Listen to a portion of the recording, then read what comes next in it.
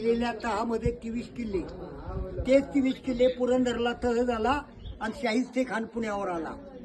दिलेर खान आणि फत्ते खान आणि मिर्झा राजा जायची 23 किल्ले महाराजांनी करार केला. संभाजीराजांना 20 वर्ष ठेवायचं होतं. लक्षात आलं का? मिर्झा राजा बरोबर ती. आणि पुरंदरच्या ज्या वेळेला पुरंदर संभाजी महाराजांचा जन्म 1657 मध्ये पुरंदरावर झाला. राजाराम महाराजांचा जन्म 1670ला याच गड जिंकण्याच्या दिवशी राजाराम महाराजांचा जन्म झाला.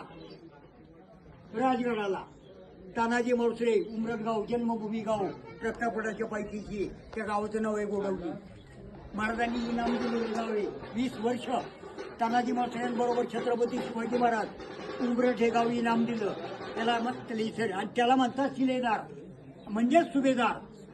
ज्याच्याकडे इतकं घोडे आहेत, त्याच्याकडे इतके शिलेदार आहेत, त्याला सुभेदार म्हटलं जायचं. हे सुभेदार नरवी तानाजी मौसरे 1670च्या लढाईमध्ये शेवटची लढाई इथं वीर मरण आले. त्यांच्या स्मरणार्थी आपल्याला आठवण म्हणून महाराजांनी गेले 355 वर्ष झाली तानाजी मौसरेंच्या स्मरणार्थी आपल्याला आठवण म्हणून या ठिकाणी तानाजी मौसरेंच्या समाधीचं कार्य छत्रपती महाराजांच्या शुभ हस्ते हे काम स्मृती समाधीचं काम झालेलं आहे. 4 फेब्रुवारी वार होता. अष्टमीच्या रात्रीला आले आणि 9मीच्या रात्रीला गड स्वराज्यात घेतला. श्रींची इच्छा, कारण बाळ शुभाराज अष्टमीच्या रात्रीला जायचं आणि 9मीच्या रात्रीला गड स्वराज्यात घ्यायचा. श्रींची इच्छा.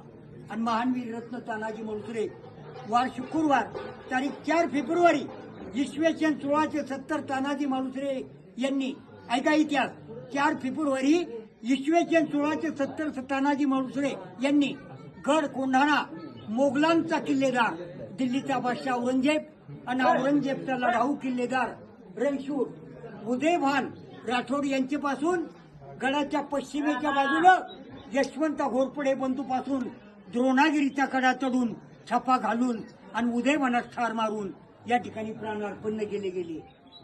तिकडनं 300 मावळे घेतले आणि वरमी किल्लेदाराचा तानाजी मौसरे तलवारीचा वार झाला आणि दुर्दैवाने ढाल तुटली. हात तुटला. 80 वार करत पाठीमागची बाजू तिकडनं तानाजी मौसरेच्या रक्ताने किल्ला लाल झाला. त्याच वेळेला महाराजांचा तानाजी मौसरेंच्या स्वराज्याचं स्पष्टीकरण जिथे दारार कीर्ती पडल्यानंतर मावळे पळायला लागले. तानाजी मौसऱ्यांवरती वार पडत होते. मावळे पळायला लागले. 60 मावळे परतीला लागले आणि सूर्याजी जाऊन ते परतीचा दोर कापला की अरे इजड्यांनो मागे फिरा, तर तुमचा बाप रक्ताच्या थोड्यात मरून पडलाय. मी परतीचे दोर केव्हाच कापून टाकले गेले. पहा तुम्ही. आणि तानाजी मौसरे दारार तीर्थी पडल्यानंतर सूर्याजीने जाऊन कल्याण दरवाजा उघडला आणि उदयभानानं शत्रूनं तानाजी मौसरेंच्या छातीमध्ये लात मारून विजय झाला. तानाजी मौसरेंना उलट पालट करून कल्याण दरवाजानं बाहेर पडत होता. कोण फितूर झाला? समजलं तुम्हाला? गड जिंकून आपण जाऊ, पण गडाची जे फितूर झालेली माणसं इथली ती तानाजी मौसऱ्यांबरोबर फितूर झाली. त्याच वेळेला किल्लेदाराला ठार मारला आणि मग गनिमी कावा केला, स्वराज्याचा भगवा फडकला.